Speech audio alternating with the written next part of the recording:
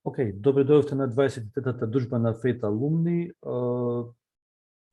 Знаете, нова здружение и асоциација постои од јуни 2009 година.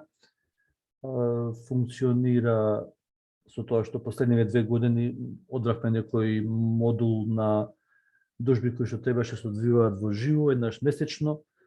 Меѓутоа се префрлија во ваква форма поради состојбата актуелна со пандемијата. Идејата е меѓусебно запознавање, контакти, проширување на соработката, враќање околу нашиот електрофакултет ФЕЙТ. Во меѓувреме од последната дружба до сега колоквиумската недела заврши за студентите, започна јануарската испитна сесија. Верувам ги памтите ваши јануарски испитни сесии. Во тек е зимска школа, подготовка за зимска школа на еден проект кој што го води факултетот, тоа е од областа на eHealth и Machine Learning. Центар за доживотно учење си работи со своите обуки што ги одржува. Во меѓувреме имаме на кадровска промена, секретарот годишен кој што 27 години на тоа работно место, Јагода Дренковска, почитуваната, замина во пензија. На нејзино место имаме нов секретар, тоа е Билјана Апостоловска, и тоа се оние работи што во моментот се случуваат тековно на факултетот. Ние сме собрани вечева на 23-та дружба. Почнуваме нова серија со оваа година. Ако лани ги презентиравме изложенијата инженерски, а преклани имавме различни теми од секојдневниот живот на инженерите од повеќе области, оваа година почнуваме со представување на институции, фирми, компании кои што третираат проблематика од нашата бранша и некако за почеток на актуелно ни се покажа регулаторната комисија за енергетика и водни услуги, како што гласи името на оваа институција, на чие чело се наоѓа нашиот колега, магистар Марко Беслимовски, дипломиран електроинженер. Тој нова позиција е од јуни 2018 година. Репрезентатив на регулаторната комисија за енергетика. Таму е со работа од 2004 година, значи долги години е во таа институција, ги познава добро работите и проблематиката, иначе наш колега, има завршено електрофакултет, тука има магистрирано. Мислам дека е приклучен, го гледам овдека како најавен. Па би дал еден краток вовед што работи регулаторната комисија, кои се областите што таа ги третира, историјатот, незиното постоење, незините планови за работење и актуелниот момент со енергетиката. Марко, ако се слушаме, повели со твоето обраќање и излагање.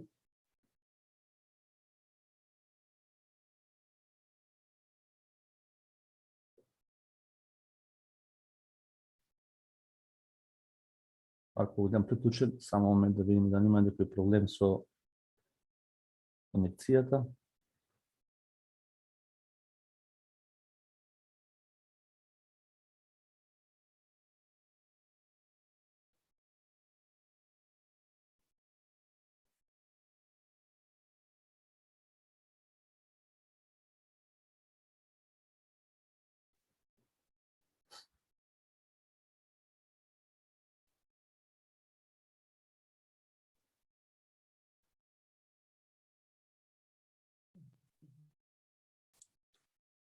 Во ред сме сега? Да, во ред е, Марко. Не направивме некаток вовед интро, кои сме, што сме Фет Алумни.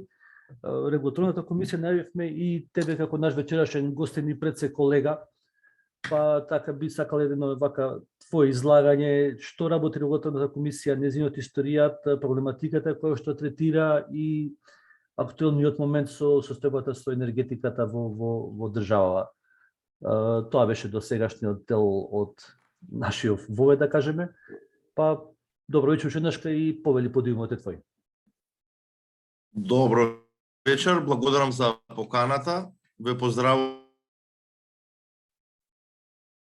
Значи, регулаторна комисија за енергетика и водни услуги сме ние. За уште регулаторна комисија и комунален отпад. Така да покрај овие енергетски дејности, регулаторната комисија за енергетика ќе ги превземе и комуналните дејности. Такви трендови има и во Европа, постојат повеќе регулаторни тела. Негде во некои држави има за енергетика, посебно за водни услуги и комунални дејности. Останати кај нас е концептот во државата да имаме едно регулаторно тело. Значи, во делот на енергетиката регулираме цени за електрична енергија, топлинска енергија, природен газ и нафта и нафтени деривати.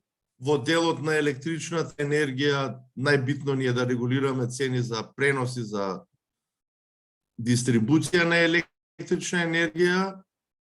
Малку надвор од европските директиви излегуваме со тоа што ја кажуваме конечната цена за универзал. Во однос на природниот газ, целосно е либерализиран пазарот и определуваме цени само за преноси, за дистрибуција на природен газ. За топлинска енергија регулираме цени комплет од почеток до крај. И за нафтата, едно од ретките земји што сме во Европа, што определуваме цена за нафтени деривати, продажна цена. Значи, наведум, актуелни сме околу цените на овие, на енергиите и на енергентите, но во основа имаме и голем број на други надлежности во делот на енергетиката, кои што се однесуваат на квалитет за снабдување со било кој вид на енергија, особено во делот на електричната енергија и на природниот газ, и топлинската енергија. Во делот на нафтените деривати немаме надлежност, друго тело регулира тоа. Исто така сме активно вклучени во однос на одобрување на мрежни правила за дистрибуција, мрежни правила за пренос на електрична енергија и на природен газ, за дистрибуција и на топлинска енергија. Како што гледате, во последно време сме доста актуелни. Во последниве неколку години се обидовме колку што е можно повеќе да бидеме достапни до јавноста, ние ресурси да се и кампањи да спроведуваме немаме, едноставно преку пристап до медиуми, преку настап на медиуми се обидовме да објасниме, значи либерализиран пазар за било кој вид на енергија, што значи регулиран пазар, но очигледно во услови како што ги имаме сега, тоа не допрело до граѓаните, односно не допрело до тие што не сакаат да допре. Така да регулаторната комисија за енергетика, да речам мирно временски услови, спроведува тоа што е законска надлежност, кои што пред се однесуваат на помеѓу другото тоа за цените нормално, но и во однос на квалитетот, во однос на начинот на испорака, во однос на приклучоците, во однос на жалби на потрошувачи, во однос на приклучоците. За жал, сите мерки кои што сме ги носеле во изминатиот период, секогаш колку и да се добри, а реално сме намалиле трошоци за приклучоци, за електрична енергија, за топлинска енергија, за природен газ. Кога ќе донесеме одлука за цена во однос на електрична енергија, на топлинска енергија, пренос на природен газ, отприлика тоа го поклопува целокупното наше работење во изминатиот период. Сега се наоѓаме во еден период на сериозна енергетска криза, која што пред се е финансиска криза, но да бидам искрен, во Македонија, во делот на електричната енергија е и криза и проблем со домашното електрична енергија, кое што е акумулиран проблем во изминативе 20 на 30 години. Сите ние од 90-та навака знаеме дека ги имаме термоелектраните во Битола, имаме термоелектрана во Осломи, имаме и хидроелектрани, но не се водело сметка дека сите тие ресурси кои што ги имаме наши, домашни, македонски, пред се дека еден ден ќе завршат. И сега не зборам како држава,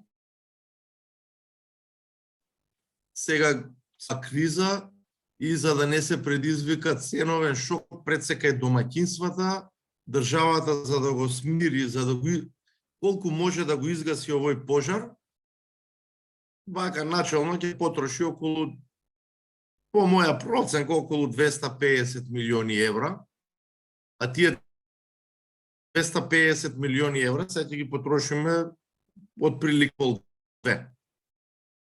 Односно и за помалку од две години. Сите 250 милиони евра, доколку биле инвестирани во енергетиката во претходниот период, па најмалку сега ќе сме имале една когенеративна постројка од 300 мегавати. Така да ќе сме биле малце по релаксирани во однос на обезбедувањето на електрична енергија. Значи, актуелни сме во последниот период, донесоме некои одлуки кои што секој на свој начин ги коментира, ги калкулира. За жал, во делот на енергетиката се дозволува на најразноразни шарлатани и дилетанти да даваат коментари, кои што не ни разбираат што е енергетика, кои што реално и нема допир со енергетика. За нив енергетика е фотоволтаик од 200 квати, но тоа е тоа. Нашето општество, нашите медиуми така функционираат и во изминатиот период се случувавме со една општа лицитација, како ќе биде, што ќе биде. Панели прво почнаа со ќе поскапе цената 100%, 200%, 300%, па после рестрикции ќе има, па после вистина тешко доаѓа до медиумите, тешко може сето тоа да се објасни, поради тоа што е, па, постои вина, затоа што не се обрнува соодветно внимание да им се објасни на медиумите, па тоа да се пренесе до јавноста, но прилика сега имаме ситуација како што имаме. Значи, Македонија е погодена од оваа енергетска криза, трошоците на компаниите кои што се искочили на слободниот пазар на електрична енергија во последниве неколку месеци се значително зголемени. Истото се однесува и за нивните трошоци за природен газ. И тоа реално ги погодува компаниите. Ние домашното производство за жал во 2020 достигна рекордно ниска вредност. Мислам дека и во 2021 ја срушиме тоа домашно производство, уште со пониско производство. И доколку се мислело стратешки во изминатите 30 години, можеби многу полесно ќе ја пребродевме оваа криза, која што покрај тоа што е финансиска, во делот, значи во делот на гасот немаме што да направиме. Тоа е тоа, го имаме еден извор, доаѓа од Газпром, цената што ја понуди е таква како што ја понуди, горе-доле имаме приближно иста цена како и Бугарија. Едноставно, Газпром ја го промени начинот на пресметка на цената која што ја нуди во Македонија. И сето тоа влие и на топлинската енергија, и ние се убедуваме цената за топлинската енергија да ја сочуваме на едно нормално, разумно ниво, се со цел да не ни се случи исклучување на голем број на потрошувачи од системов за топлинска енергија, кои што би се префрлиле на системот за електрична енергија, па дури тогаш ќе имаме и посериозни проблеми. Значи, во принцип, да бидам искрен со вас, одлуките кои што ги носевме и за електрична и за топлинска енергија, се обидовме да бидеме рационални и да дадеме сигнал до државата дека мора да помогне. Поради тоа што ние можевме да донесеме одлуки големување и на цената за електричната енергија, и на цената за топлинската енергија, ама за жал тоа немаше да биде решение, ниту ќе може тоа, па ќе се вратевме назад во делот на електричната енергија со зголемување заради кражбите, заради неовластено превземање на електрична енергија, да не се зголемуваат загубите на електричната енергија. Вратевме во една ситуација од 2005-2006 и идејата ни беше да донесовме одлуки, поскапеа и електричната енергија и топлинската енергија, од тоа нема бегање, од тој процес да сите параметри кои што ги имаме ќе продолжи и понатака. Едноставно тоа е тоа, нема бегање од тоа. Бидејќи никогаш нема да се вратат, барем во наредниве 3-4 години, цените и на електрична енергија и на газ на слободниот пазар нема да се вратат на нивото што беа од 2020. Едноставно тоа е процес кој што е неминовен и ја верувам дека сега со оваа криза која што е погодена и Македонија, дека ќе почнеме да го менуваме и сетапот, дека не е поентата колку ќе биде скапа енергијата. Поентата е дали ќе имаме енергија, затоа што таа енергија која што ја немаме, таа е најскапа енергија. И треба, искрен да бидам, со овие одлуки кои што ги носевме во изминатиот период, донесовме една одлука да се укине ефтината тарифа, која што се носела, може би била таква каква што е, 2017, но таа е еден замаец кој што понатака доведе до влошување на состојбата и во ЕСМ, исто така, а со тоа и во МЕПСО, бидејќи заради воведување на една целосно непазарна одлука, односно реформа, едноставно ние ги теравме луѓето во периодот, бидејќи домашното производство не ги задоволува потребите, кога увезуваме електрична енергија по највисоки цени, во пик период, им викам, вие во тој период трошете си повеќе, па ама ќе плаќате приликат. Оваа криза треба да ни е едно отрезнување на сите чинители, на сите експерти кои што сме во енергетскиот сектор. Едноставно, јас ве замолувам, и тука има и професори, треба да бидете поактивни во медиумите, за да не се дозволува на шарлатани и дилетанти да го окупираат и да кажуваат и да едноставно, да ви кажам, да тресат глупости. Не можам се такви какви што се, нив им е поентата купи ден, продај ден, да си го пополнат периодот во вести и тоа е тоа. Значи, отприлика ја толку имам да кажам, најголемиот дел од вас тука, мислам и сите, знаете што работи регулаторната комисија за енергетика. Можеби некогаш добро, некогаш лошо, но тоа е тоа. Би било отворени сме, јас сум тука за дискусија, да размениме мислење, идеи, а кога ќе пројде оваа криза, добро овака и да се видиме во една по-релаксирана атмосфера.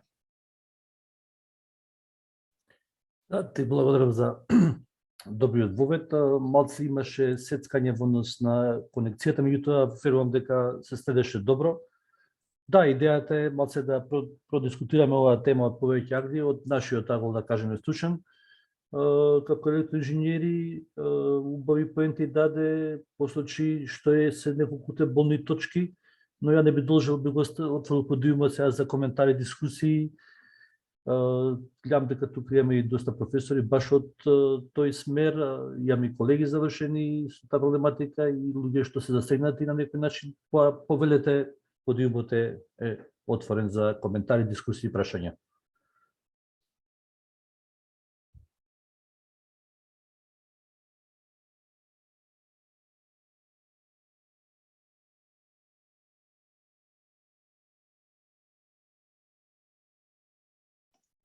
Ајде, Петар, повели. Да, повели ти. Благодарам. А вака, во однос на, да кажам, ајде, домашното производство на електрична енергија, веќе некое време го следам тоа, поготово имав колега, имам уште колега кој купи панели неколку години претходно, пред да стане тренд, да кажам, поголем, производството на електрична енергија со сончеви колектори, но уште од тогаш ја пратам ситуацијата во врска со легислативата. Значи, кај нас, за жал, се уште не е направен онај исчекор на пред се на државно ниво би требало да е тоа, да можеме ние, да речеме, ако имам куќа, ако имам некаде простор или сакам фасадата да ја обложам со такви панели, кога ќе ја произведувам електричната енергија, за да не се зезам со акумулатори или со, да речам, со прекидачи, за да кога има сонце трчам да го уклучам прекидачот, кога ќе нема сонце да го исклучам, него кога ќе сум уклучен со системот во на броилото, значи броилото кога ќе ја предавам вишокот енергија према мрежата, да имам некој бенефит, односно и државата и сите севкупно луѓето ќе би имале сигурно ситен од поединец, али од повеќе поединци, сигурно тоа би бил поголем бенефит. Пред се во конкретно, значи јас кога произведувам електрична енергија и не ја трошам целата, а сум приклучен на мрежата, броилото кога ја враќам енергијата кон мрежа и ја троши некој комшија, да речеме, броилото ми врти напред и јас плаќам и за тоа што сум го произвел и што им го давам на Евана, плаќам и плюс тие си наплатуваат од комшијата што ја троши. Дали има шанса и дали има негдека на повидок промена во однос на легислативата за тој момент? Јас мислам дека тоа многу би придонело можда и за враќање на ефтината тарифа, затоа што во 12 сат најако е сонцето, ако е убав сончев ден, сите произведуваме и ќе имам енергија за сите комши, да кажеме, тие што произведува. Благодарам.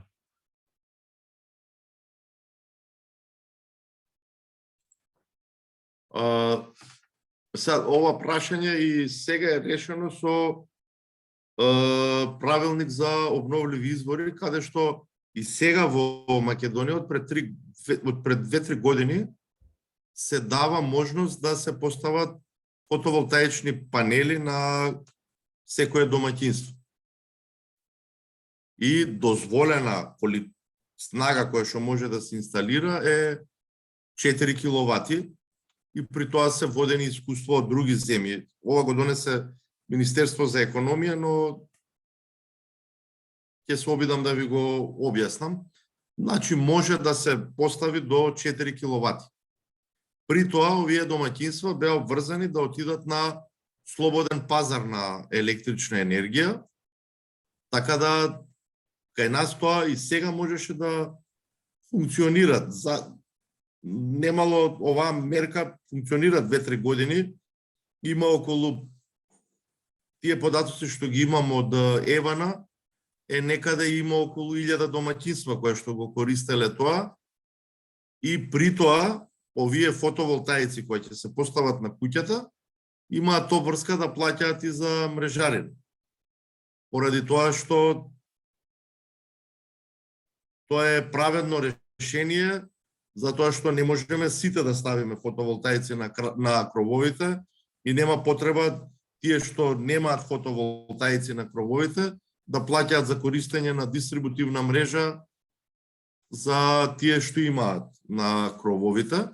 И во принцип оваа инвестиција на почетокот реално би била за тие што би имале пари. Бидејќи 4 киловати се, не знам, со цениве колку се вајде, околу 2.500-3.000 евра, може би пред некој период беа поевтини, сега со овоа лудило што е во однос на транспортни трошоци и на дополнителна опрема, вајде е сега околу 3.000 нешто евра.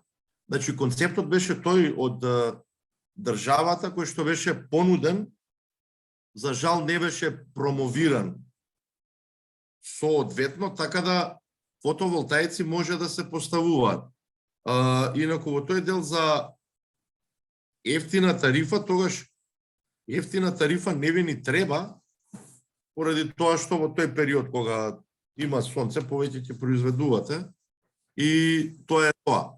Значи, дел од кризата воопшто, значи се од кризава треба да извлечеме поуки до кај сме, што сме. Сега, колку е лоша оваа криза која што ја опфати Македонија како увозно зависна земја, ние тоа е тоа. Јагленот го имавме како домашен ресурс, сме го потрошиле до кај што сме го потрошили, имаме резерви кои што апсолутно треба да ги искористиме до тамо додека ги имаме, додека имаме економска исплатливост, но треба да, колку е лошо, од лошово треба да извлечеме и поуки во која насока треба да се движиме. Значи, трендовите во Европа, кои што не може да не одминат и нас, е инвестиции во обновливи извори. Сега тоа, ако ја гледате вие кризава, тоа што се случува во Европа е една од главните причини за главниот проблем со цените настана во моментот кога почна и цената на CO2 емисиите, кои што ги плаќа во Европа производителите на термоелектраните, од некоја вообичаена цена помеѓу 20 и 25 евра за мегават час, во јуни се качија 50, па 60, сега се околу 80 на евра за мегават час, па понатака на тоа се надоврза и немало и логика да работат термоелектраните, па се надоврза и цената на природниот газ, се надоврза една лоша хидрологија во цела Европа, лошо производство на ветерни електрани, така да, ако мене ме прашувате, апсолутно поддржувам обновливи извори на енергија, супер се, све е добро, само треба да знаеме дека чинат, дека треба да ги платиме, некој на крајот на денот, некој потрошуваш треба да ги плати, ама пред се, ние воопшто и не сме подготвени да издржиме таков ценовен притисок сега, тоа да бидеме реални, да си кажеме како е работата, А ја мислам дека и Европа не е подготвена. Поради тоа што ние во Европа имаме драматичен раст на цените, во земји, да, може да абсорбираат такво зголемување на цени, како во Германија, во Австрија, каде што има зголемување, може да абсорбираат и нивните буџети на државите, со тоа нивните економии, да не и ДДВ да не се плаќа, кај нас е веќе 5%, не гледам логика и да се намалува, тоа е тоа. Но треба да си кажеме дека сега во Европа, во голем број на земји, повторно се стартуваат термоелектраните. Значи имавме, според мене, преизбрзано зелено сценарио и сега тој бран неминовене дојде и кај нас. Ние горе-доле, заради ниското домашно производство, немаме заштитен механизам како да се одбраниме. И едноставно се води сметка за да не биде преголем товар за домаќинствата, но факт е дека потрошувачите кои што се на слободен пазар имаат зголемени трошоци за набавка на електрична енергија за 3 до 4 пати. И сега постои нервоза кај потрошувачите, постои нервоза кај Стопанската комора, тоа е факт, но треба да се каже дека и од 2019, кога почна либерализацијата на пазарот на електрична енергија, целосна либерализација, а и претходно имаше либерализација од 2014, овие потрошувачи реално имаа намалени трошоци во зависност од типот на потрошувачката од 10 до 30% на годишно ниво. За жал, ние не го искористивме овој период како држава од ЕСМ, од ЕЛЕМ поранешен, да направиме сериозен играч на пазарот на електрична енергија, кој покрај што ќе има производство на електрична енергија, тој производ не на пазарот на големо, туку тој производ ќе го продава на пазарот на мало.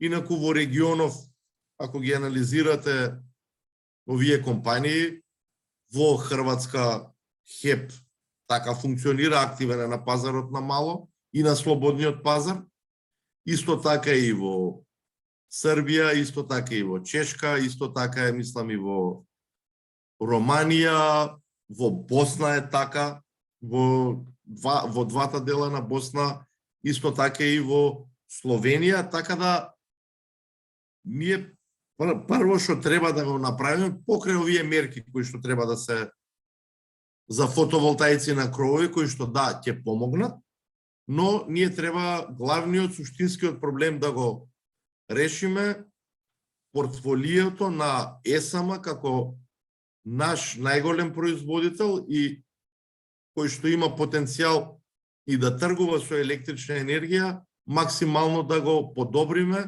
со цел да му обезбедиме и нормално и соодветно нормално и профитабилно работење. Минатата година и оваа година се години на криза и да заборавиме дека ние би можеле од ЕСМ да очекуваме дека нешто би направил. Овие години ЕСМ треба само да го со сериозна буџетска поддршка да го сочуваме и да опстане. И верувам дека после овоа искуство и начинот на размислување ќе ни се промени во која насока треба да се движи енергетиката во државата и да престанеме да збориме дека бенефит само е ниска цена. Со ниска цена во изминативе 30 години се доведовме кај што се доведовме да потрошиме околу 250 милиони евра за период од 12 до 18 месеци и ви тврдам дека тие 250 милиона евра сме можеле да направиме други производни капацитети во изминатиот период. Петар Повели имаше.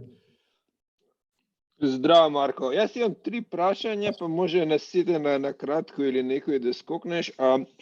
Првото прашање е поврзано со топлификација. Значи, од аспект на регулатива на цена на економика, познавам како електрична енергија се регулира. Мојот ментален модел е дека и во топлинскава енергија, во топлификација, дека е нешто слично. И гледам дека во период од, не знам, од колку е, 7, 8, 10 години имаме дека 2 пати топлификацијата во Скопје главната банкротира, нови власници, нови собственици, сега нели ќе биде привремено државата, како тоа?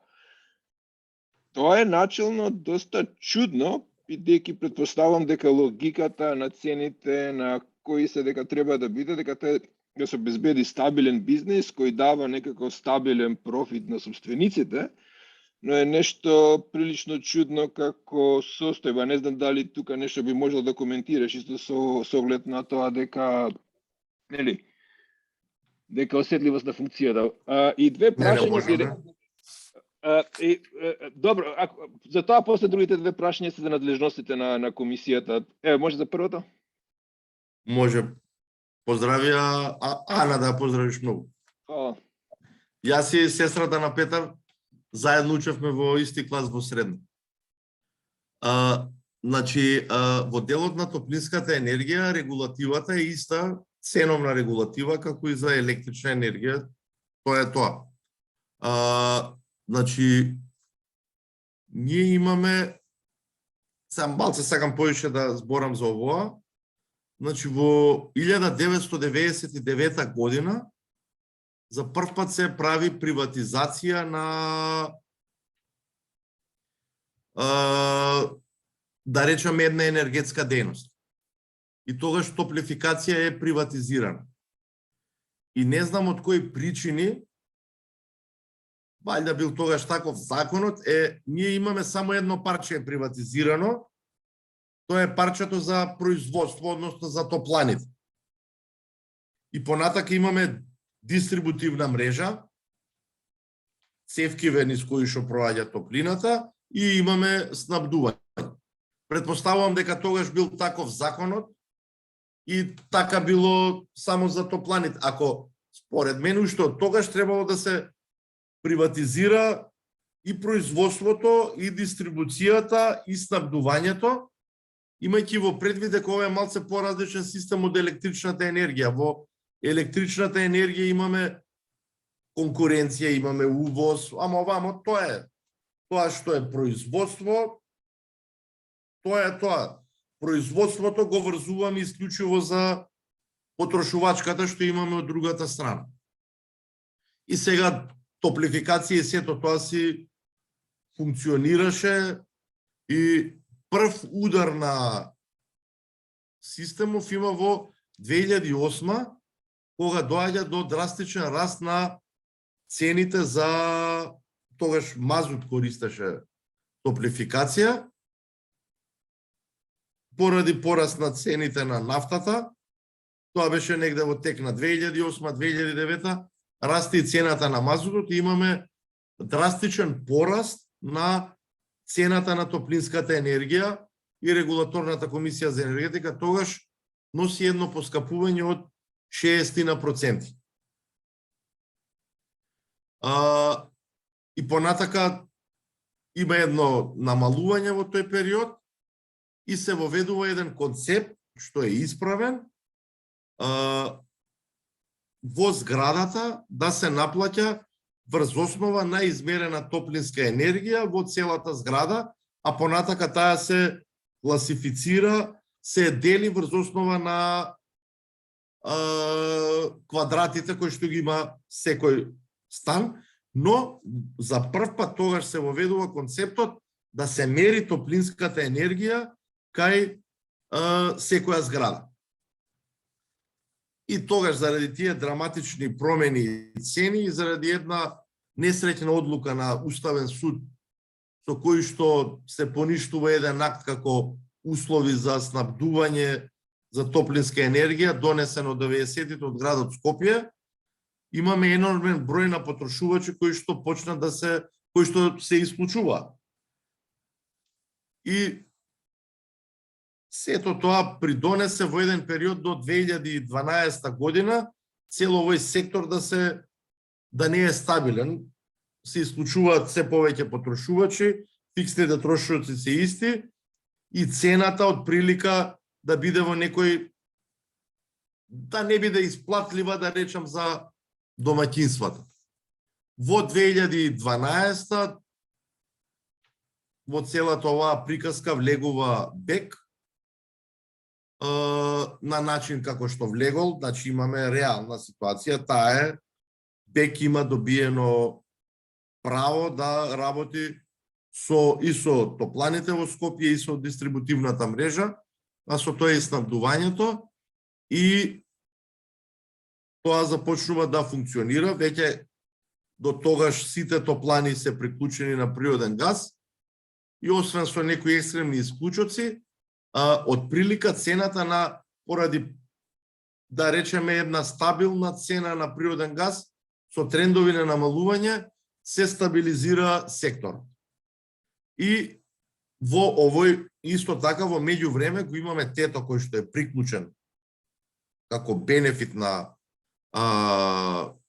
целиот систем, и така да од прилика во одреден период квалитетот за снабдување со топлинска енергија реално во Скопје е подобра.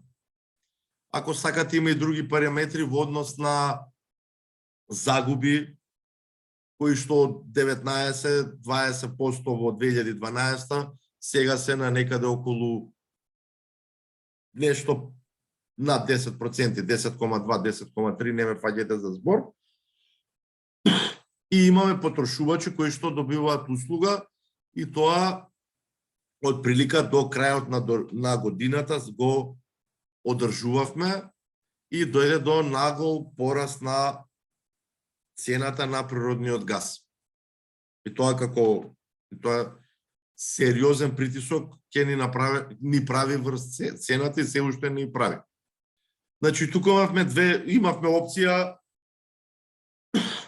да донесеме една вистинска регулаторна одлука и да кажеме од денеска за јануари, ако сте плателе негде во Скопје, просечна сметка за топлинска енергија на системот за БЕК е 1700 денари, тоа е просек, и да кажеме, сега ќе плаќате од јануарската сметка, ќе ви доаѓа 200% зголемена, ќе плаќате далеку повисок трошок, и повторно ќе влезавме во еден магипсан груп, исклучување на потрошувачи, проблеми со снабдување со електрична енергија, и така натаму, и донесовме една одлука, каде што е зголемувањето, да речем, некој е разумно, со цел да ја натераме владата да помогне, и тоа ќе го ефектуираме во текот на... Дај ми една вода. Во текот на следната недела ќе донесеме одлука реална цена за топлинската енергија и разликата помеѓу постоечката цена и новата цена ќе ја субвенционира владата во текот на оваа година. Значи, во делот на топлинската енергија имавме еден кризен период на почетокот на годинава, каде што тето работеше во нивни режими на работа кои што им одговара, и со тоа, да речеме, во Скопје имаше одредено незадоволство од потрошувачите. Она што го кажувавме, што не пројде во јавноста, значи, и во моментов си постојат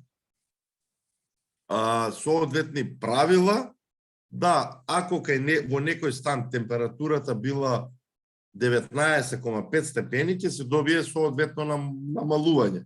И како паѓа испорачаната топлина, ќе се добие и во постоечките фактури соодветно намалување. Значи, во системот за топлинска енергија, од прилика имаме сега 3 дејности, што не е вообичаено. Вие нигде не можете да најдете во соседство каде што има 3 дејности, но тоа е тоа. Имаме и различни собственици и според мене најдобро би било да се најде државата како собственик. Што знам јас со тоа што го гледам во делот на електричната енергија, па не е баш најдобар собственик. И ги споредувам Мепсо и Евана. И имаме кај Евано од 2006 кога е приватизирана компанијата постојано намалување на трошоците, број на вработени, изголемување на ефикасноста, а кај државните компании имаме обратен процес, намалување на ефикасност, намалување на производство, како што ви кажав за ЕСМ, а зголемување на вработени. Значи, тие се така некако клучни параметри што сакам да ви кажам. Инаку во делот на топлинската енергија, ние го имаме тој бенефит да го имаме тето и верувам дека и други когенеративни постројки ќе се направат во Скопје. И со работењето на тето во еден базен режим, проблемот во Скопје од 14-15 декември е во најголем дел е решен, бидејќи топлината што ја дава тето ќе биде негде околу 32 евра за мегават час, а пресметковно реалната цена на топланите во Скопје е некаде околу 100 евра за мегават час. Но добро е што тето ќе задоволи негде 70 до 80% од потребите и поради тоа ќе немаме енормно зголемување на цената на топлинската енергија и тоа зголемување кое што ќе го имаме ќе го покрие владата.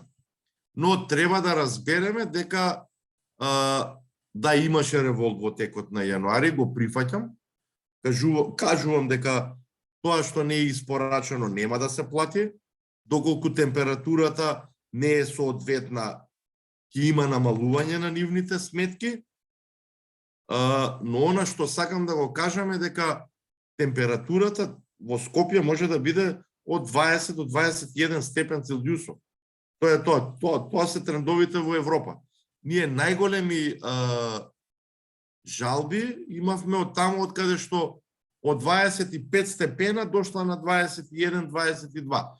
Мислам, ние сме енергетски сиромашна земја и да не живееме во филм дека во зима ќе имаме 25 степена, а при тоа просечната цена ќе ни биде 1700 денара. Значи да и со овие цени на гасот што ги имаме, да заборавиме таа работа.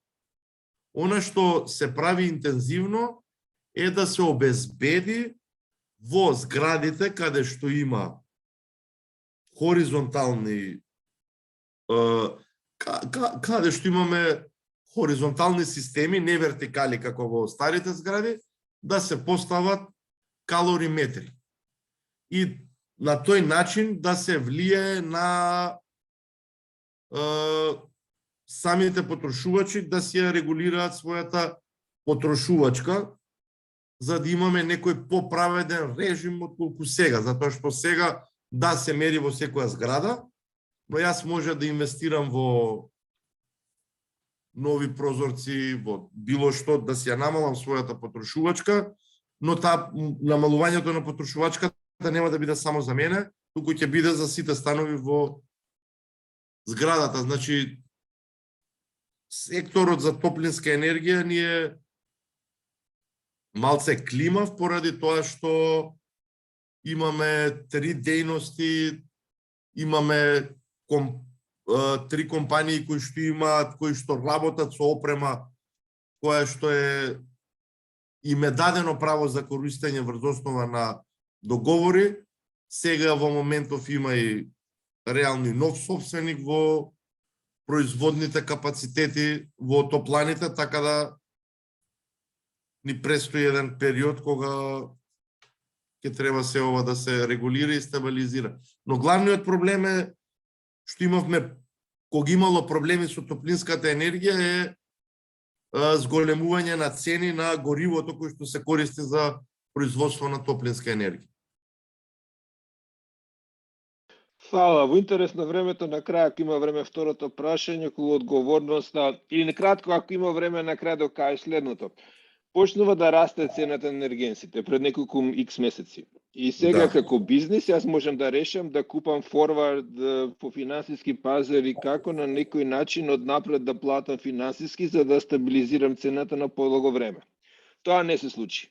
Не се случи од кај државните, не се случи кај приватните. И мене ме интересираше кај е тука, која е одговорноста, улогата на разни, ама тоа би го оставил за крај, би сега би дал на другите за прашања. А Можем за да која одговорност, зашо? Па за пред 6 месеци некој по разни фирми не можел да купи договори и форвард за цена на газ, така снабдување да ги фиксира цените. Не ги фиксирал и кои биле пониски. За Така, сега значи во делот на цената за гасот можам да ти кажам, кај нас има 20, за жал само 20 активни трговци со природен газ, бидејќи ние имаме една цевка, да ја кажам условно, која што е поврзана со Бугарија и реално гасот е руски газ кој што доаѓа кај нас. И двата трговци со природен газ, и Макпетрол и Тето, цената која што им била дозволено од руски добавувачи, за Макпетрол особено, ја фиксира до крајот на годината, бидејќи секоја година подпишуваат договори и не можат да купуваат фьючерси, за жал. Инаку, да имавме еден ликвиден пазар за природен газ, нормално можеле да купуваат и во јуни и во јули, да купуваат, да си обезбедат природен газ и во текот на оваа година по пониска цена. За жал кај нас, нашите трговци ја немаат таа слобода. Јасно, фала. Тони, дали можам јас да земам збор? Секако, повелете. Слободна е дискусијата, повели. Да. Ајде, добро вечер и од мене, Марко, здраво. Здраво. Вака, јас би сакал вака еден коментар и ќе ме интересира баш твоето мислење околу, да речеме, делот на лиценците, затоа што, како што каже ти самиот, регулаторната комисија има повеќе надлежности во цените, во другите работи, меѓутоа, еден битен дел се и издавањето на лиценците. Сега, јас би се задржал тука, да речеме, како што викаат старите, за да работиш некоја работа, треба вика да бидеш маш. Сега, што значи тоа? Што значи тоа во овие услови? Јас ќе кажам конкретно, може и за нафтата, може и за струјата што се случуваше. Да речеме, ме интересира дали нешто во овој поглед се прави во регулаторната комисија во смисла на тие гаранции. Да речеме, нафтата во Грција, еве пример, пошто ние сме дел од една групација во Грција, за да добиеш лиценца во Грција за трговија со нафта и нафтени деривати, покрај останатите административни работи што треба да ги исполниш, мораш да доставиш и една огромна банкарска гаранција. Затоа и кажувам дека треба да земеш одговорност, да имаш банкарска гаранција и со таа банкарска гаранција ти да ги покриеш сите евентуални штети што би можеле да се случат во текот на работата со твоите клиенти. Такви работи, значи, се во поразвиени земји секаде е нормална работа. Еве тоа сите сме сведоци, ни се случи и со струјата, кај што разни снабдувачи зема многу голем број на клиенти и кога дојдеше се вика тешкото, се трнаа на страна и вика ние не можеме да снабдуваме, големи ни се цените. Значи првото прашање ми е тука дали се размислува нешто во тој дел да во рамките на издавањето на лиценците, без разлика дали тоа се работи за нафта и нафтени деривати, дали се работи за електрична енергија, се размислува да се побара вакви гаранции, тој што ќе биде дел од оваа дејност, да даде такви гаранции кои што на некој начин ќе го заштитат крајниот купувач. Значи тоа ми е едното прашање и вториот коментар би го дал само, мислам, Климе што спомна со правилникот за обновливи енергија. Моето мислење е тука дека се работи чисто за економска работа. До сега овој правилник не заживеа од едноставна причина што, да речеме, онаа ставка кај што ти бараат за да можеш да направиш еден 4 киловолтен систем на твојата куќа, ти можеш да земеш, да излезеш на отворениот пазар и да купуваш струја од трговците. Сега ти ако излезеш на отворен пазар и да купуваш од трговците, во овој момент имаш 2,5 пати поскапа струја. Што значи, тука е главниот проблем, што секој што сака да стави фотоволтаик, он ќе треба да почне да купува струја од некој снабдувач на електрична енергија и таа струја во моментов е 200-250, да речеме, онаа струја што ја добива од ЕВН, таа е околу 100, 120, 130, не е битно. Значи, таа е многу поевтина и од тука нема економска исплатливост да стави нешто па за да може да плаќа повеќе, значи он не би добил ништо. Го читав пред некое време го читав правилникот во Србија и да речеме кај нив е некако поедноставно направено тоа, дадено е можноста дистрибутивниот оператор кај преку него да одат сите тие работи и да има едноставна компензација на струјата што ќе ја произведе, дури и за поголем период, она што ќе се произведе и она што ќе се пушти во системот. Значи едноставно тоа што ќе го потрошиш, ти ќе можеш да го компензираш со тоа што ќе го произведеш. И затоа мислам дека во овој правилник би требало да настанат такви некои промени за да може народот масовно да ги прави. Благодарам. Добро. Само уште една работа. На ова дискусијата од Ристо, дури ние имаме разговарано како колеги. Значи, не е проблем да ни струјата што ја враќаме кон електродистрибуција да ни ја компензират или нешто. Него доволно ми е јас што ќе инвестирам, ќе си трошам енергија, но не ќе да се зезам со прекидачи, со чуда со работи. Значи, доволно е да кажат дека ти можеш да си трошиш, а тоа што го враќаш према да не ти го наплаќаат. Тоа е само и да нема таква регулатива. Мислам, луѓето одат чекор понапред, некои се стварно фер и така размислуваат. Ево, во круг на пријатели, колеги, тоа сме го разговарале. Благодарам. Добро, само сега набрзо, ова околу домаќинствава. Значи, ние и цената кога беше 50-60 евра на слободен пазар, немавме интерес кај домаќинствата да го прават тоа, најверојатно тоа затоа што не биле заинтересирани.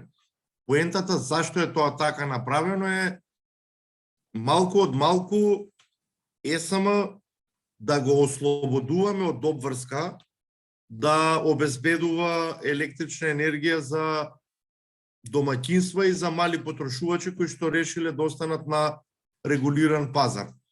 И во Законот за енергетика има една динамика, беше 100%, оваа година требаше да заврши 2022, ми се чини со 60%, ама за да се одржи ценовна стабилност, само повторно обезбедува 100% од потребите по цена од 41 евро за мегават час, која што реално е цена која што не ги покрива трошоците на ЕСАМ. Тоа е факт. Бидејќи ние не сме во златни години кога сме ги имале термоелектраните да произведат 4 милиарди и 800 киловат часови, го немаме тој јаглен, го немаме квалитетот на тој јагнен што сме го имале. Ресурсите со вода сме можеле во овој кризен период можеби и подобро да ги искористиме и таму сме во реално незавидна ситуација, но поентата ми е дека ние од ЕСМ очекуваме да направи едноставно народски кажано роди бабо дете. Не може, толку е сега. Капацитетот на ЕСМ е толку. Ристо се сеќаваш кога бевме и во Стопанска комора, дека ЕСМ ќе произведе волку, толку ќе задоволи домаќинства, па ќе дал соодветно и на индустријата да помогне и на комерцијалниве потрошувачи на сите, ама нема ништо од тоа се уште. Па гледаме дека не оди, еве и еден блок од Неготино работи. Сега мислам два работи. И со вториот е тешко да се вклучи, ама немаме капацитет како државни капацитети кои што ги имаме да се стават во целосна располагање и тоа е проблем. Проблем е кој што сега исплива на сите работи кои што не се направиле 30 години, сега исплива на површина. И добро е што сега треба да, поучени од ова искуство, треба малце да превземеме посериозни чекори, затоа што само е елементарно да го почнеме во наредниве 5 години да го застанеме, да го ставиме на здрави нозе и реално да обезбедуваме инвестиции и во производни капацитети покрај фотоволтаика. Освен обновливи извори, во ништо не се инвестира. А зашто се инвестира во обновливи извори? Поради тоа што во речиси сите земји во регионот имаат предвидливост. Имаат гарантирана цена, имаат повластена тарифа и поради тоа инвестираат во... Секој инвеститор сака гаранција, сака предвидливост. Ама ако гледате ние, во гасни електрани нема нигде во регионов, кредити и помош да се обезбедат од европски банки за термоелектрани повеќе екстремно тешко, така да треба и поголемава слика да ја гледаме дека кој сака да гради гасна електрана, некој да го најдеме и да вложи 200-300 милиони евра и да му кажеме, ама никој не ти го гарантира производството, ти продавај си на слободен пазар. Тешко е тоа, не можеш да најдеш таков инвеститор. Во однос на лиценците, согласно секојаш која е регулаторна комисија за енергетика ги дава врз основа на закон за енергетика и тамо во најголем дел се предвидени условите како да издаде лиценцата и ние како држава имаме либерален пристап за издавање на лиценци и за снабдување со електрична енергија и за трговија со нафта и нафтени деривати и така натаму и така натаму. Во однос на снабдување со електрична енергија, регулаторна комисија за енергетика од кога издава лиценција и трговија, издадени се негде 70 на лиценци. И сега некои воопшто не ни заживеале, некои заживеале па ќе се повлечат, но факт е дека тој либерален пристап во едни нормални услови, мирно временски услови, без оваква криза, ни овозможи да имаме реална конкуренција. Имавме 13 активни снабдувачи со електрична енергија, кои што на некои поголеми снабдувачи со електрична енергија им ја намалуваат цената и реално тоа функционираше. Оваа криза покажа дека овие компании немаат ризикувале и немаат ликвидност. Сега правиме веќе ни изготвен измени на правилникот за лиценци, каде што ги заоструваме критериумите и бараме еден вид гаранции, сето тоа како би можело да имаат гаранции снабдувачите во секој момент, за да можат да ги обештетат своите потрошувачи. И сега консултации правиме дали тоа е во согласно со закон за енергетика или не, но како и да е, и да се донесе тоа, да се знае дека тие гаранции кои ќе се воведат, тие гаранции нема да се ги платат снабдувачите. Тој трошок што го имаат за одржување на тие гаранции, ќе го префрлат на потрошувачите за да си го покријат тој свој трошок кој што го има. Така да тоа е мач со двеоштрици. Јас се согласувам дека треба да ги заостриме критериумите, но да внимаваме до кој степен. Тоа се однесува и на електричната енергија и на нафтата. И сега во делот на нафтата и нафтените деривати ние имаме еден правилник за задолжителни оперативни резерви и сега тоа е така, и на мене ми беше сосем окей тој правилник, дека се воведува ред, ама регулаторна нема инспекција, нема некое тело кое што прави инспекција постојана, освен на повика, тоа е државна пазарна инспекција и сега тие резервите кои што ги имаат самите трговци постојано флуктуираат. И сега ако отиде денес државната пазарна инспекција, ќе каже да ти немаш резерви и ја известува регулаторна, ние почнуваме постапка за одземање на лиценци и кога ќе започнеме таа постапка за одземање на лиценци, за 2 месеца истата таа државна инспекција на барање на тој трговец ќе излезе на терен и ќе каже сега кога бевме ги обезбедува оперативните резерви, тоа знаеш малце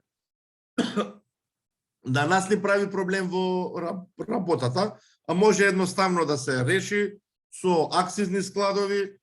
Складовите мора да се користат, а не некој кој што има лиценца за трговија, реално овие што се помаливе не ја носат во своите складови и директно ја носат во малопродажба и ни државата има контрола, ни бутур, никој нема контрола. А и од аспект на царина, така ќе има многу поголема контрола, ќе има и царината. Тој ќе биде и акцизен склад, односно царински склад, и ќе го прогласи царина како таков и ќе го решиме проблемот и во секој момент ќе се знае колку се резервите во тој склад. А не сега ние овака реално се бркаме. И реално трговците не ќе да ставаат во складовите резерви, пошто ги кошта тоа пари. И уште еднаш да се вратам на вие за домаќинствава, јас се согласувам дека тој дел треба малце да се подослободи, затоа што има луѓе кои што сакаат да инвестираат, да дадат пари и да произведуваат електрична енергија од фотоволтаици, но при тоа треба да се води сметка и за нивното влијание врз дистрибутивната мрежа. Да видиме и какво влијание има тоа врз квалитетна испорака на електрична енергија на самата дистрибутивна мрежа.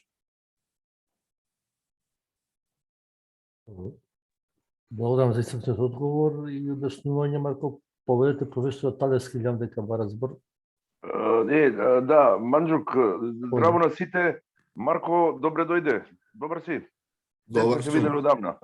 Колку што се а се криеш, професоре, со корона, ма те снема. Па сега што да правам, јас стар човек сум. Убави години си. Како се вика, во врска со овие последни две работи што ги кажа, само коментар Ристо веројатно добро се сеќава, уште пред ОКТА предлагаше акцизни складови за нафтени деривати уште пред 10 и повеќе години, меѓутоа Министерство за економија, а мислам дека и Министерство за финансии не го прифатија тогаш тоа. И мислам дека тоа е едно од решенијата. Во поглед со овие, како се вика тој правилникот за обновливи извори, не сеќам сега, или уредба е тоа. Така е, правилник се. За просјумерите. За просјумерите. Треба да знаеме дека вака како електроинженери киловат за киловат кога се трампа, викаме се е во ред. Ама не е баш така. Затоа што кога трошите киловат час електрична енергија, таа ќе се произведе некаде може и во Германија, во Вруток, во Битола, и таа треба да се донесе до дома, до потрошувачот, се плати мрежарина, пренос, дистрибуција и така натаму. Кога вие произведувате, не може да ви се вреднува целиот киловат саат, затоа што потрошувачот што ќе го потроши вашиот киловат саат, треба на тоа да плати мрежарина. Значи нема така едноставен начин за компензација. Сега, ако компензацијата ја прави дистрибутивниот оператор, пошто овие малите ќе се приклучат на дистрибуција нормално. Таму може нешто да се направи за да ја користи дистрибутивниот оператор за покривање на загуби, меѓутоа тој веќе ќе се јавува како трговец. По закон не сме да се занимава со трговија. Од друга страна, потрошувачи, овие просјумерите, тие што би продавале на некој начин, па дури и кога компензираат, треба да бидат ДДВ обврзници, па тоа дополнително ја комплицира работата. И не е баш така едноставно, а дефинитивно треба да се поедностави, можеби во смисол наместо да бидат обврзани, да одат кај складувачи на слободен пазар, да можат и кај Ева на Холм, кај универзалниот тоа да го прават, нели со компензацијата, ама дефинитивно компензацијата не може да биде киловат саат за киловат саат, туку треба да биде еден вид компензација во пари заради овие работи што ги кажав. Онаа бројка од 4 киловати, 4 киловати да инсталирана моќност е ставена токму заради тоа да не се направи големо влијание врз мрежата. Инаку во другиве држави во регионов или во Европа тоа е, мислам дека во Словенија 11 киловати, ако не се лажам, инсталирана моќност. Кај нас се отиде, предпоставувам, од тие причини на 4 киловати. А нема да има многу, затоа што барем досега, а и сега не е што е цената. Колку е Марко просечна цена за домаќинство со ДДВ? Без ДДВ е 90 евра за мегават саат. 90 со ДДВ, значи тоа е 100. Ама со се мрежарени е 90 евра. Со се све. Ако па тоа, ама не, па затоа. Да. Затоа што произведен киловат саат од како се вика, од келија на кров ти заменува 90 евра за домаќинство, 90 евра плюс ДДВ. Така. Ако јас го произведувам за 50-60, тоа ми се исплаќа. Меѓутоа, ако јас го произведувам 102-30, не ми се исплаќа јас да го произведувам, ќе се купам од Ева на Холм. И се додека не се цената на електрична енергија, за која што ти кажа убаво рече Преска, треба да се научиме дека енергијата треба да се плати колку што е, затоа што најскапа енергија е таа што ја немаме. Се додека таа цена не дојде до некои нормални, како се вика, нормални нивоа, ние нема да имаме доволно обновливи извори од вакви мали производители. Во Германија денеска читав, не знам кај беше, не е битно, некаде на интернет анализа, германците плаќаат највисока цена на електрична енергија за домаќинства. Во 2020 или 2021 бројката е 33 евроценти со сите давачки, се разбира. Така е, да. Значи и зелена такса, и плава такса, и какви се такси не се плаќаат. Ама кога опремата во Германија за фотоволтаиците е иста цена колку и кај нас, можеби таму и поевтина. Он заменува 33 центи со произведен киловат час кај себе. Кај нас тоа нема да се случи. Поред. А ти дома си па пушиш. Добро.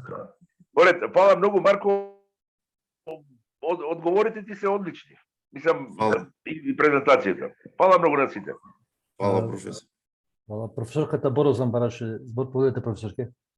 Да не должиме премногу, значи, конкретно да кажам, поддржувам се што Марко кажа вечерва, исто така е колегата Рубин.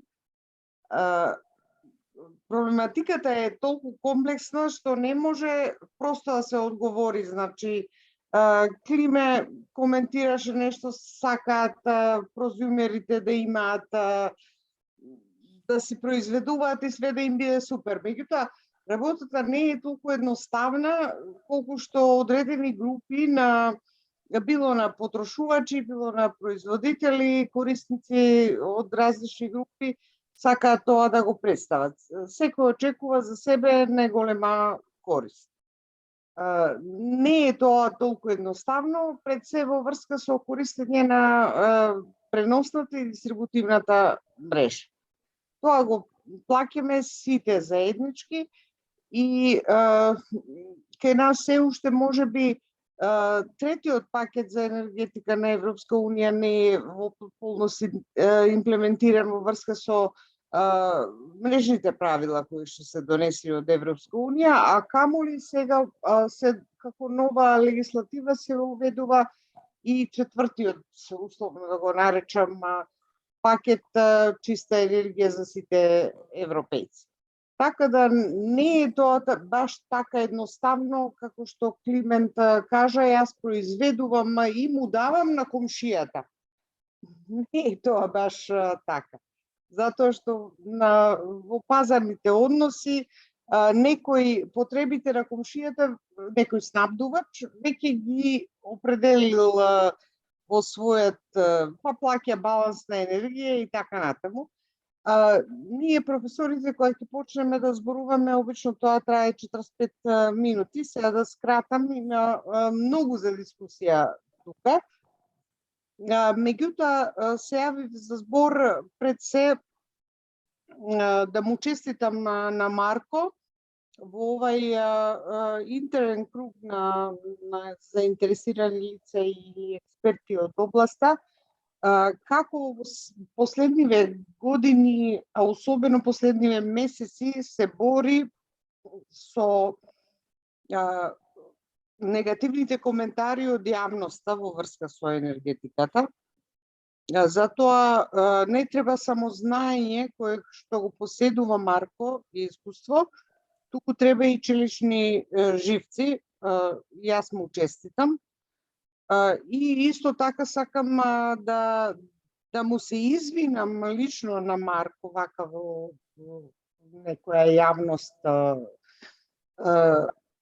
затоа што имам 2-3 покани во последно време од медиуми за гостување во ТВ емисии, за коментари. Меѓутоа ги одбивам затоа што искрено, стварно немам сила да зборувам милион пати едните исти работи кои што јавноста не е подготвена да ги прифати. Едноставно, кај нас се сведува во последно време на популизам, па и односите во енергетика се сведуваат на популизам. Колку да зборувате реално, јас бев многу активна од 2002 до 2006 година. Изборував, објаснував што значи пазар, што значат, која е улогата на регулаторна комисија и се тоа. Меѓутоа се тоа паѓа во вода. Едноставно јавноста верува она што сака да верува. Така да му честитам на Марко, барем отворено почна да зборува во последно време дека електричната енергија и другите енергенси имаат реални цени на пазар и дека тие треба да се почитуваат. Колку од луѓето прифатиле дека тоа е така, е друго прашање, меѓутоа барем отворено некое званично лице почна да зборува за тоа. Следна работа што сакам да ја препорачам и да завршам е тоа да се избегнува во обраќањето, да се прави разлика помеѓу домашно производство на електрична енергија и странско. Какво е тоа странско производство? Значи, на пазарот на електрична енергија нема разлика помеѓу домашно производство и нечие друго производство. Цената на електрична енергија е таа каква што е на регионалните пазари или во државата. Значи, ако ЕСМ е домашен производител, ајде еднаш да се договориме да престанеме да го уништуваме предпријатието со тоа што ќе му наметнуваме обврски да снабдува по некои си цени, да произведува, не да снабдува, по некои си цени кои што не се реални. да се обидеме од речникот, едноставно да изфрлиме домашно производство, странско производство. Такво нешто веќе на пазарот и во Европа не постои. Има производство на електрична енергија, има снабдувачи, има корисници, крајни, вакви, такви, значи, исто така на Марко му забележувам, можевме, за тие пари можевме да изградиме електрана. Кој? Ние? Кој? Државата? Не може државата да гради електрани. Значи, инвестициите во производство на електрична енергија се работа на компании во нечија собственост. Дали е тоа државна собственост, дали е тоа приватна собственост, меѓутоа предпријатието ја сноси одговорност и за инвестициите, и за профитабилноста на своето работи. Зборував повеќе од што требаше. Во секој случај, му честитам на Марко за се што прави за енергетиката во нашава држава. Благодарам. Hvala, profesor. Ако може, Манџо, Поведи. значи секоја чест на размислувањето и не сакам да полемизирам, некојаш имаме различни ставови, но тоа не треба да не прави непријатели или да се караме. Сепак, проблемот е можда лошо бе сватен. Јас најпросто што можев, сакав да кажам дека ако, значи, пред се, во ова време, она што го кажуваше професорката, цена, ова, она, тоа е поврзано и со стандардот и не може да е ваква цената ваму, ваква цената или иста цената за сите.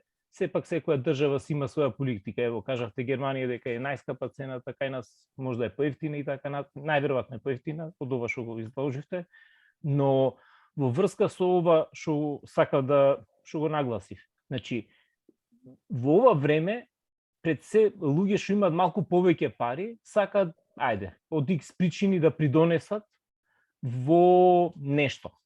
Тоа се вика екологија, ајде ќе кажеме, зелена струја и така натаму. Некои луѓе купуваат коли на струја, иако мислам дека се неисплатливи, нема доволно полначи ни земјава за, ето, во Охрид, јас ако одам до Охрид и имам таква кола, треба на площад да ја чувам колата затоа што немам гаража. А едини полнач во Охрид е на площад. Така да сакам да кажам дека не се работи за бизнис кейс, не се работи за не знам, јас ќе се збогатам ако му продавам или мојата струја ќе ми ја наплати, ќе ми врати пари или во тој смисол. Значи, мене, јас не сакам да се зезам со акумулатори, со посебна просторија кај што ќе чувам акумулатори, па ќе акумулирам енергијата и така натаму. Не, јас сакам да го уклучам системот, да работи, но да не се зезам. Значи, не мора да ми се враќаат парите, не мора, она што ќе го потрошам, нема да го платам, тоа е нормално, но она што ќе го вратам према, кажавте дека 4 киловати не прави некој поголем проблем на мрежата и затоа е 4 киловати. Значи, јас не сакам да се зезам со регулативи, со да ме боли глава, дали сум вака, дали сум така, платив лиценца, не платив лиценца. Значи, многу е проста работата. Сакам да ставам панели, сакам да користам додека има сонце струјата, а после не ме интересира.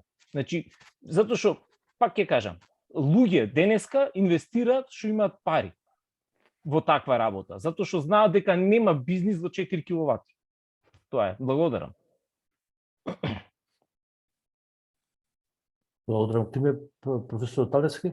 Манџок, да, ако може. Да, поведете. Значи вака, Весна, колешката Весна кажа, комплексен е проблемот. Ја малку загатнав. Загатнав само во аспект на парите. Ама не се само парите прашање. Ако вие купувате, Марко ја кажа цената за домаќинства, купувате без ДДВ за 90 евра, вие де факто купувате електрична енергија која што е чини околу 50 евра за мегават саат, зборувам по мегават саат. Што значи, кога ќе произведете, ќе ја дадете во системот, вие давате, враќате 50, не враќате 90. Затоа реков, компензацијата треба да се прави со пари, а не со киловат сати. Не оди киловат сат за киловат сат. Тоа е една работа. Второ, дури кога без пари би ја давале струјата, а се разбира, кога има малку просјумери, тоа нема да биде проблем. Меѓутоа, ќе направите проблем на операторот на дистрибуција, затоа што ќе му направите дебаланс, непланиран дебаланс. Затоа што вие ќе произведете, да речеме преку ден 4 киловат сати дневно ќе произведувате и такви во мало, ако има 100, да, тоа е убаво, се е убаво, меѓутоа некој тој дебаланс треба да го покрие. Треба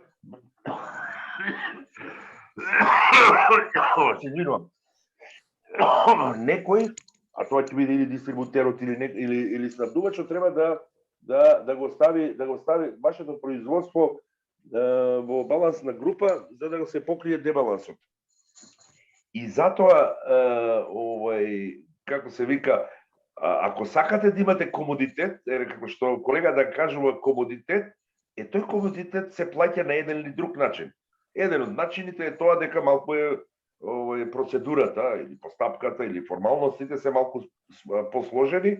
Се слагам дека треба да се поедностават, ама не до тој степен. Ја да се приклучам, да не ви кажам дека има други технички, односно безбедносни причини зашто вие мора да бидете регистрирани.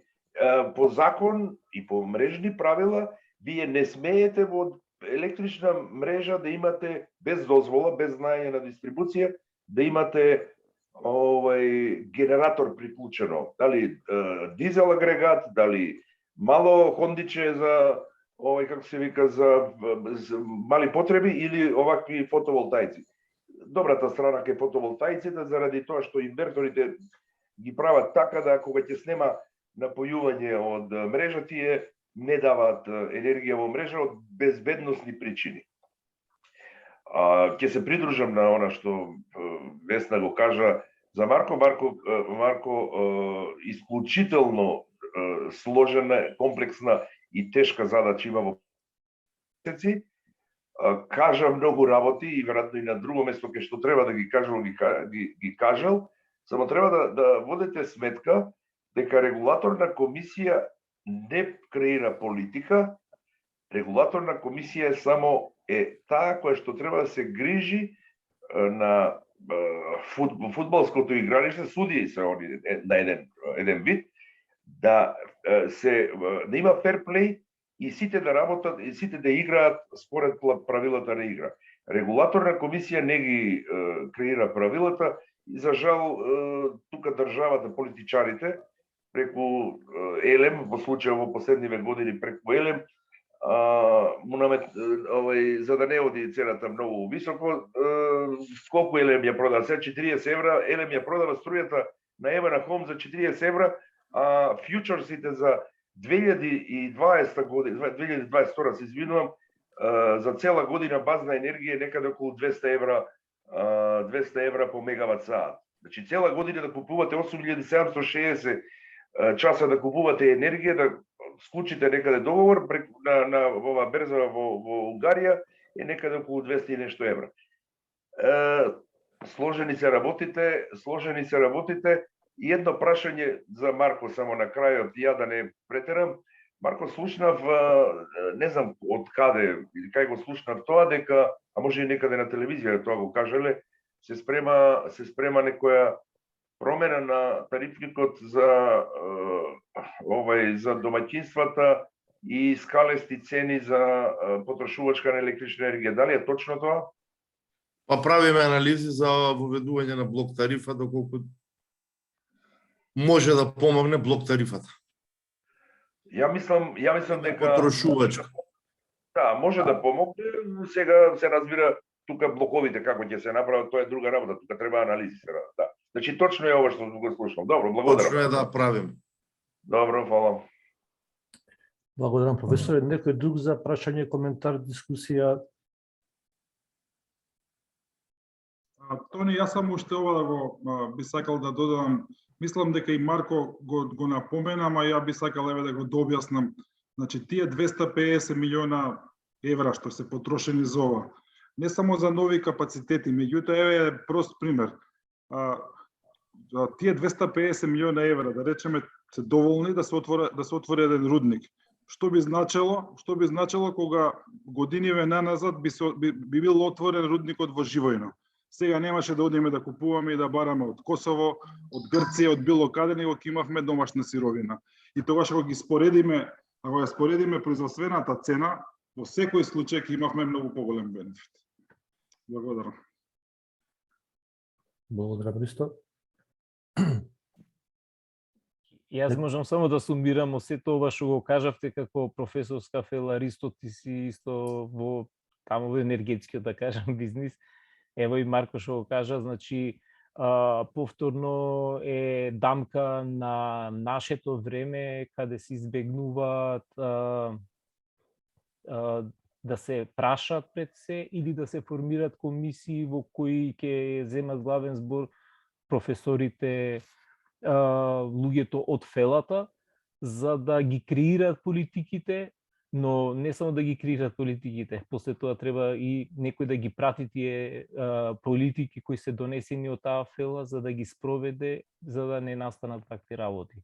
И се надевам дека во иднина дека она како што кажа Марко, дека доаѓа време дека треба да размислуваме стратешки и не е значи проблемот сега што се случува, него сега може да има и некој бенефит или нешто или потешко да е, но проблемот е сигурно она што ќе се случува за 5 години, за 30 години, како што ево нас не задесило. Јас 91 се запишав на факултет, после 30 години разговараме дека нашето време од факултет до сега е некако чудно време.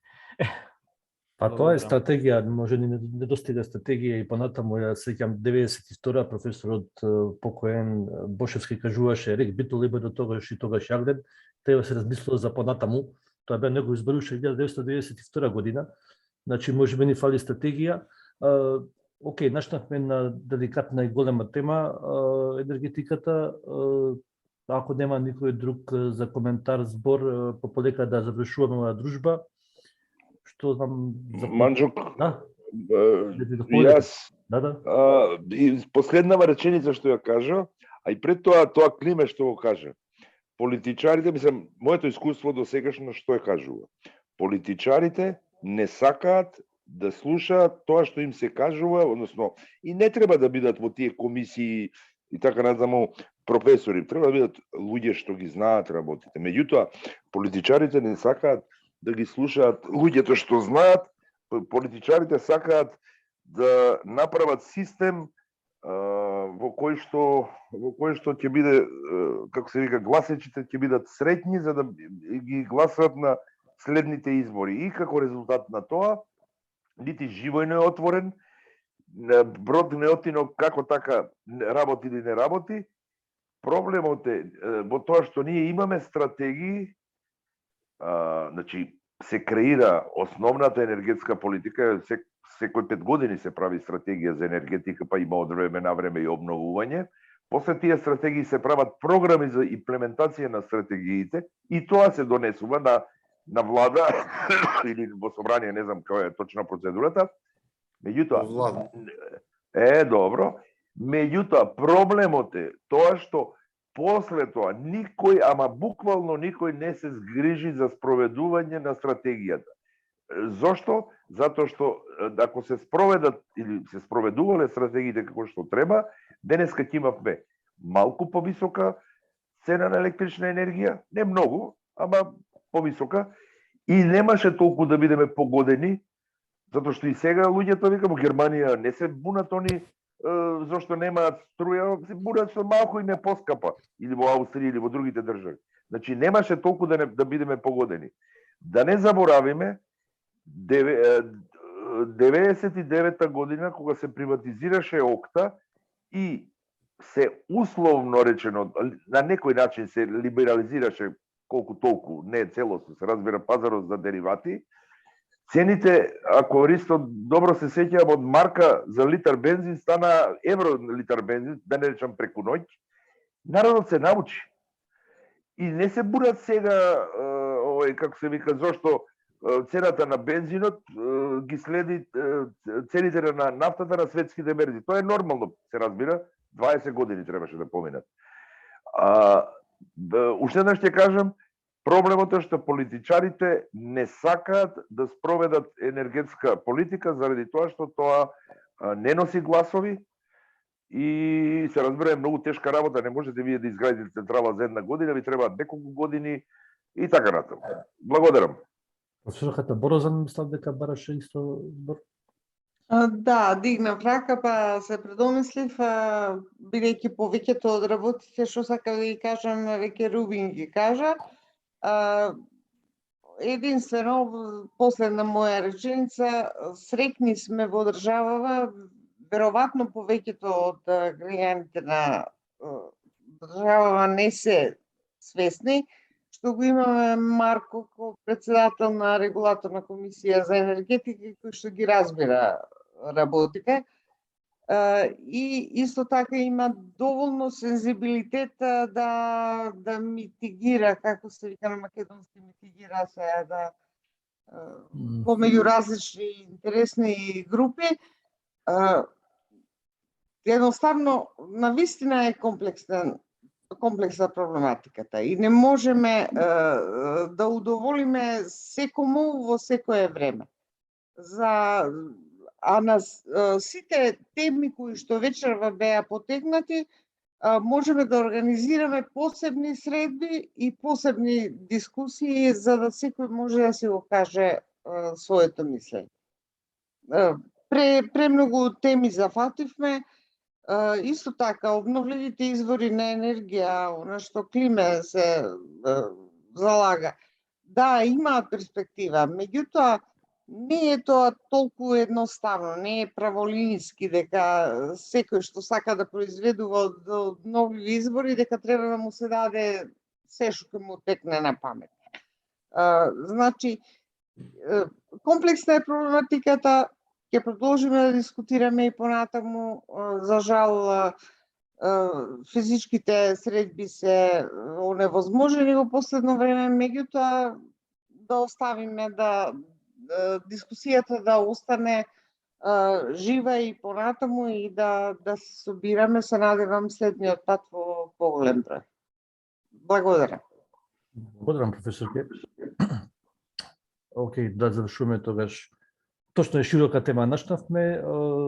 Останува јас само ќе се сложам со Марко, апелот може би треба ние како факултет малце повеќе да се присутни на некој начин со објаснување стручно во јавноста, посебно во овој период. Мислам дека тука малце подизостанавме во сите овие коментари со состојбата со енергетиката и да се работи малце повеќе на енергетска култура или писменост, како да кажеме, да бидат свесни луѓето што енергијата, кое е нејзиното значење и дека доаѓаат времења какви што доаѓаат.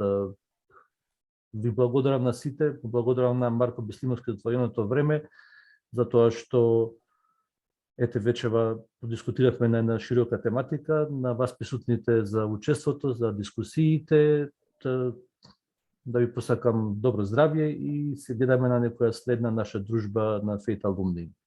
Секој добро на сите. Марко. Благодарам и за поканата и се гледам. Поздрав за сите. Поздрав. Убава вечер. Поздрав. Поздрав. Поздрав, пријатно. Поздрав и од мене, пријатно. Пријатно.